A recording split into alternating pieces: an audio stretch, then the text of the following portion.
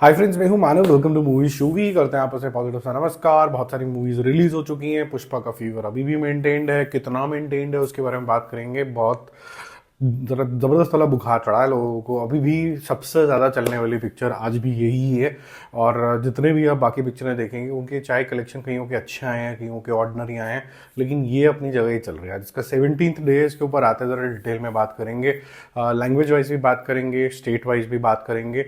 आज काफ़ी बड़ा दिन है, काफ़ी बड़ा जंप आया है, लेकिन बाकी मूवीज़ के बारे में पहले बात कर लेते हैं। एक मूवी जो कि मेरे ख्याल से बहुत ही सिग्निफिकेंट मूवी है, फुल ऑन इमोशंस है और थोड़ा सा क्लटर ब्रेक करती है, जहाँ पर बहुत ज़्यादा डिशम हो रही है, चाहे पुष्पा के अंदर हो, चाहे वो फिर मार्को के अंदर क्यों ना हो, और कुछ हद तक विदुतलाई के अंदर भी क्यों ना हो।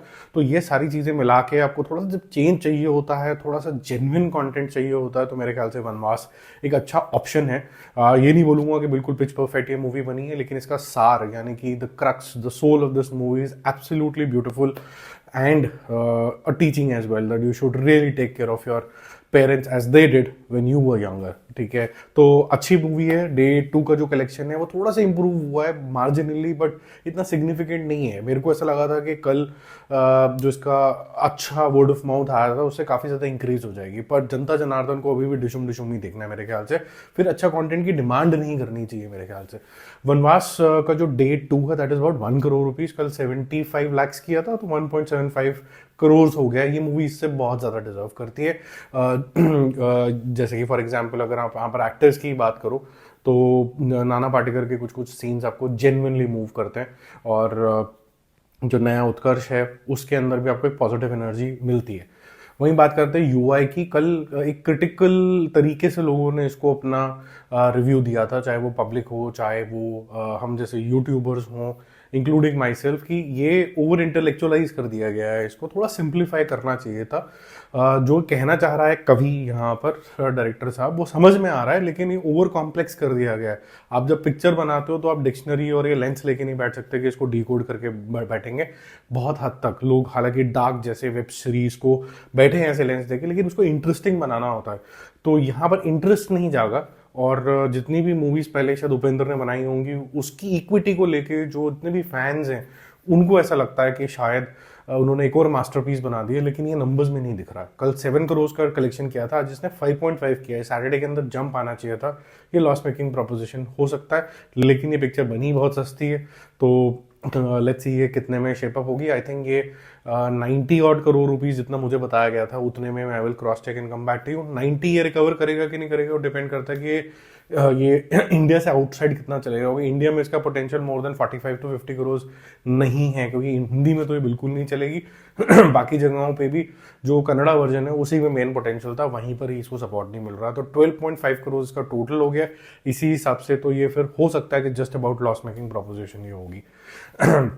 मुस्तफ़ा के बारे में बात करें, बहुत से लोगों ने इसका इंग्लिश वर्जन ज़्यादा देखा है। हिंदी वर्जन जो है वो एबनॉर्मल से ज़्यादा है, वो सबको पता है, क्योंकि शाहरुख खान है तो ऑब्वियसली लोग देखने जाएंगे, कम से कम आवाज़ सुनने जाएंगे शाहरुख खान की। पोस्टर में शाहरुख खान दिख गया कहीं कोने में, तो वो सारी चीज़ें जो होती हैं वो एक स्टार का इक्विटी जो होता है वो ड्रॉ तो करते गए। डे 2 का कलेक्शन एबनॉर्मली हाई है। कल 9 करोड़ किया था, आज करीबन 16 से 17 करोड़ रुपए करेगी। 25 से 26 करोड़ से कर लेगी। काफ़ी लोगों को पसंद है। मैंने ये सेकेंड टाइम मूवी देखी है, फैमिली के साथ भी देखनी थी, तो पहले मैंने अकेले देखी थी। और जो बच्चों में जो उत्साह है वो अच्छा खासा सा उत्साह है, उनको मज़ा आया ये देख के। तो ये मूवी चलेगी, अच्छे खासे बिजनेस करेगी, संडे वाले दिन भी ये मैसिव बिजनेस करेगी। मार्को की बात करते हैं। मार्को की काफ़ी देर से बात चल रही है कि कैसे first half is okay, second half में एक नेक्स्ट लेवल की ब्रूटैलिटी दिखती है, फिर वर्ल्ड डिवाइड हो जाता है इमीडिएटली कि भाई किल क्या थी, एनिमल क्या थी, यही एक एपिटोम है। मेरे ख्याल से कंपैरिजन करने के बजाय अगर हम एंजॉय कर लें तो वो ज़्यादा अच्छा होगा। जहाँ किल बहुत अच्छी मूवी थी, बहुत ही अच्छे तरीके से उसने एक्शन का आगाज़ किया था। ओरिजिनल वही रहेगी, वो original John Wick of India है, जिसने बोला कि गोर से घबराओ नहीं, मारो। मार्को उसको नेक्स्ट लेवल के ऊपर लेके जाता है फॉर श्योर, और उसको भी congratulation for that. It actually realise that the people in India are actually ready for the next level of action which is equal in to gore. They will not shy away. आप R लिख दीजिए, 18+ लिख दीजिए, 16+ लिख दीजिए, और उसके बाद मतलब आपके पास नेक्स्ट लेवल का एक्शन तैयार हो जाता है, क्योंकि ये एक्शन 1 वर्सेस मेनी बहुत सारे लोग अब देख चुके हैं। लेकिन हैविंग सेड दैट, क्योंकि ये डिबेट छिड़ चुकी है कि मार्को ज्यादा बढ़िया है या एनिमल ज्यादा बढ़िया है या किल ज्यादा बढ़िया है, मुझे लगता है कि किल और मार्को में, दोनों में, या फिर बागी 1 के अंदर जो टाइगर श्रॉफ की बेटर पिक्चर थी, ये सब में एक चीज की कमी है, वो है बहुत स्ट्रांग मोटिवेशन और कैरेक्टराइजेशन, जो मेरे ख्याल से नेक्स्ट लेवल है एनिमल का। और वो एनिमल की नहीं बोल रहा हूं मैं, इस डायरेक्टर के विजन के बारे में बात कर रहा हूँ। Sandeep Reddy Vanga can not be matched, period. ठीक है, वो अलग लेवल की कैरेक्टराइजेशन करता है और वो लगातार कर रहा है। कबीर सिंह के अंदर भी कैरेक्टर इतना पागलपन, इतना कुछ दिख जाता है कि आप उसके अंदर खो जाते हो, फिर देन एवरीथिंग इज जस्टिफाइड। ठीक है, Viduthalai part 1 presented well, there is lot of intrigue. Part 2 not very impressive, और जो उसके नंबर्स में भी दिखेगा, डे 2 का collection will drop a bit. कल 7.5 करोड़ किया था, जिसने 7 करोड़ किया, और ये 7.5 करोड़ भी सिर्फ विजय सेतुपति की वजह से चला है। और मैं एक बहुत स्ट्रॉन्ग स्टेटमेंट मार रहा हूँ, जहां Vijay Sethupathi is an excellent actor, I am worrying for him that he is getting repetitive, is doing the same act again and again. ये एवोल्यूशन वाली जोन में नहीं जा रहे हैं, ये स्टैग्नेंसी के जोन के अंदर जा रहे हैं।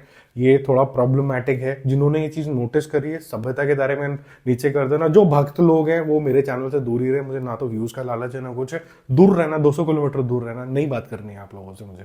ठीक है, जो लोग सेंसिबल सिनेमा के हिसाब से सोचते हैं, एक्टिंग के हिसाब से देखते हैं, अच्छा कर रहे हैं वो, लेकिन सेम कर रहे हैं, एवोल्यूशन नहीं हो रहा है, ऐसे ग्राफ नहीं जा रहा है। ठीक है, तो 7.5 प्लस 7 14.5 में इसका अब नीचे जाता हुआ ग्राफ आपको कहीं ना कहीं दिख रहा है।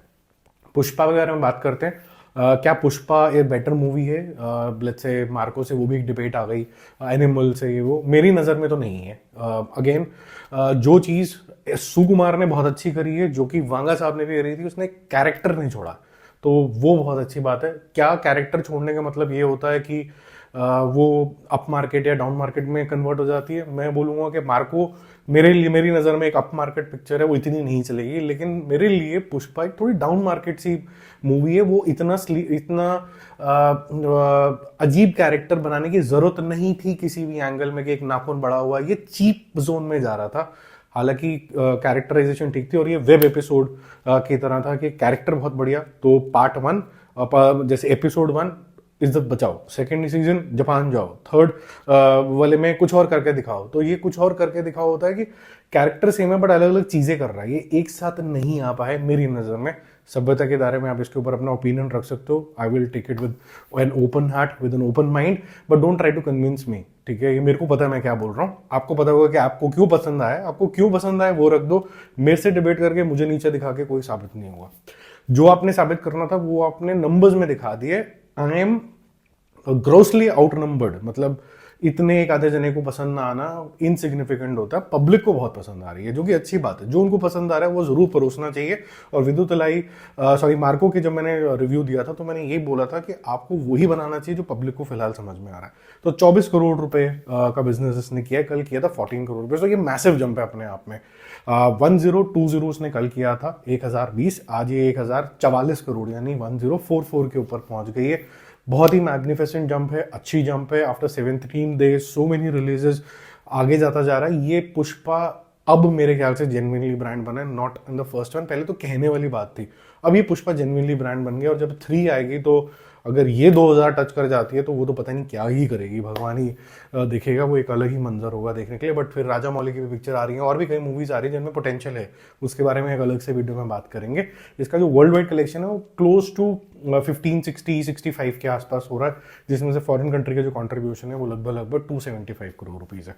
लैंग्वेज वाइज बात करूँ तो हिंदी की लैंग्वेज में 645 है, और तमिल जो तेलुगु वर्जन है वो आज 300 क्रॉस कर जाएगा, तो वो भी सेफ जोन के अंदर आ जाएगा। हिंदी सेफ जोन में क्या मल्टीपल टाइम्स रिटर्न दे चुका है, और बाकी जो थे वो सेफ हो चुके थे, प्लस ओवरसीज के अंदर भी ब्रिंक ऑफ गेटिंग प्रॉफिट्स है। तो सिर्फ ओवरसीज थोड़ा सा बचा था, 300 क्रॉस करके ये भी ठीक हो जाएगा, जो हमने पहले बात करी हुई है। तो ये सबके लिए पैसा लेके आएगा, बहुत ज्यादा पैसा लेके आ रहा है क्या? ये सिर्फ हिंदी में बहुत ज्यादा पैसा लेके आ रहा है। ये 300 का मतलब है इसने जस्ट अभी ब्रेक इवन किया कईयों के लिए, तेलुगु मार्केट के लिए, लेकिन पैसा कमा के देगा, अभी खत्म नहीं हुई है मूवी। 1600 करोड़ पे 18 से 1900 करोड़ में ये जाएगी फॉर श्योर। 2000 तो मुश्किल लग रहा है, लेकिन इतनी तो फॉर श्योर जाएगी, तो अच्छे खासे प्रॉफिट्स आ जाएंगे। बट ब्लॉकबस्टर और ये सब चीज़ें जो होती हैं वो इमोशन से आती हैं, नंबर्स से भी, नंबर से एक्चुअली में ट्रू सेंस में आती हैं। तो ट्रू सेंस में तो जो डिस्ट्रीब्यूटर होता है उसकी कमाई कितनी है उस पर भी देखना ज़रूरी हो जाता है। अब अगेन जो भक्त लोग हैं भाई, दूर रहना नहीं चाहिए आप लोग इस चैनल के ऊपर, चाहिए ही नहीं, बिल्कुल ही दूर ही रहो, मत आओ यार यहाँ पर। Thank you very much. जो सेंसिबल लोग हैं वो शायद मेरी बात समझ गए होंगे, क्योंकि वो यहाँ पर आते हैं अच्छी बातें करने के लिए और एजुकेशन लेने के लिए कि कैसे ये सारा बिजनेस जो है फिल्म का वो कैसे चलता है, नॉट ओनली कि फिल्म मेकिंग क्या होती है। फिल्म मेकिंग का मैं भी कोई बहुत ज़्यादा एक्सपर्ट नहीं हूँ, बट मैं आपको ये जरूर बता सकता हूँ इसका बिजनेस कैसे चलता है। ठीक है, बाकी जल्दी मिलते हैं और रिव्यूज़ और अपडेट्स के साथ। Stay connected, bye bye.